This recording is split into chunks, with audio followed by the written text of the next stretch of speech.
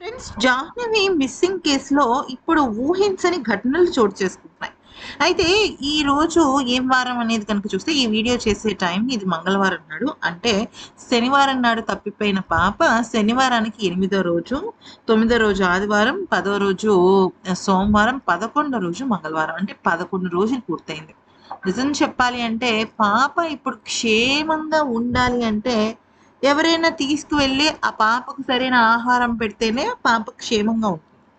అయితే ఇక ఇప్పుడు జరిగిన విషయం ఏంటంటే, ఇక్కడ మీకు చాలా క్లియర్‌గా చెప్పాల్సిన విషయం ఏంటంటే, ఇది పాప వాళ్ళ ఇల్లు కదా! సో, పాప వాళ్ళ ఇంటి నుంచి పాప దాదాపుగా ఓ 20, 30 నిమిషాల పాటు నడిస్తే వచ్చే ఒక ఫెన్సింగ్ దగ్గరికి వెళ్ళింది. అయితే అప్పటికే పాప బట్టల విషయంలో కొన్ని మార్పులు జరిగాయి. పాప తెల్ల జిబ్బాతో ఉన్నది కాస్త పాప అక్కడికెళ్ళేసరికి అసలు జిబ్బానే లేదు. జస్ట్ చిన్న పాప డ్రాయర్‌తోనే ఉంది అన్న విషయాన్ని ప్రత్యక్ష సాక్షి చెప్పాడు. అది పక్కన పెట్టేసి ఆ సాక్షి ఎవరో కాదండి. ఆ సాక్షి వీళ్ళ ఫ్రెండ్ కూడా. అంటే వాళ్ళ నాన్నగారి ఫ్రెండ్ గూడా. అక్కడక్కడే వాళ్ళ ఇంట్లో మనిషిలానే తిరుగుతుంటారు. అయితే ఇప్పుడు మ్యాటర్ ఏంటి? కరెక్ట్‌గా 11 గంటల 15 నిమిషాలకి పాప రెండోసారి వాళ్ళ నాన్నని ఫాలో అయింది. 11 గంటల 48 నిమిషాలు ఆ ప్రాంతంలో పాపని ఆఖరిసారిగా చూసిన వ్యక్తి ఆ సాక్షి, ప్రత్యక్ష సాక్షి ఎవరైతే ఫెన్సింగ్‌కి యువతల చూసాడు.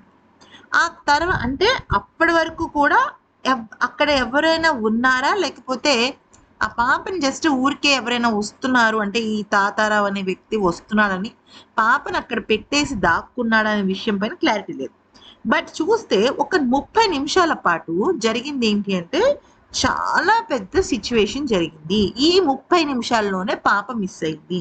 సో, ఇప్పుడు 30 నిమిషాల పాటు ఏం జరుగుంటుంది అనేది కనుక చూస్తే, ఖచ్చితంగా 30 నిమిషాల్లో ఎవరో పాపని దొంగలించడానికి అంటే తీసుకెళ్ళిపోవడానికి ప్రయత్నించారు.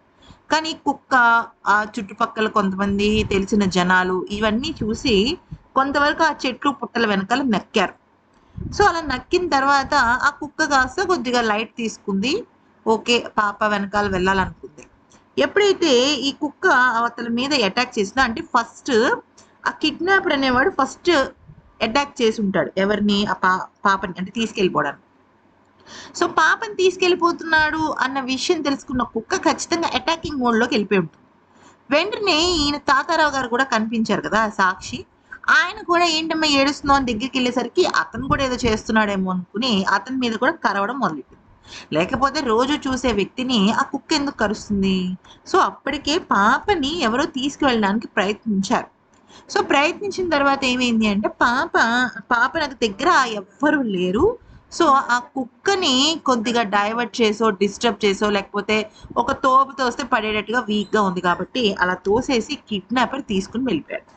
సో, అలా తీసుకొని వెళ్ళిన కొద్ది సేపటికే జస్ట్ ఒక స్పాన్ ఆఫ్ 10 మినిట్స్‌లోనే భారీ వర్షం పడింది. భారీ అంటే భారీ వర్షం. సో, అక్కడ వెతకటం అనేది చాలా క్లారిటీగా జరగలేదు.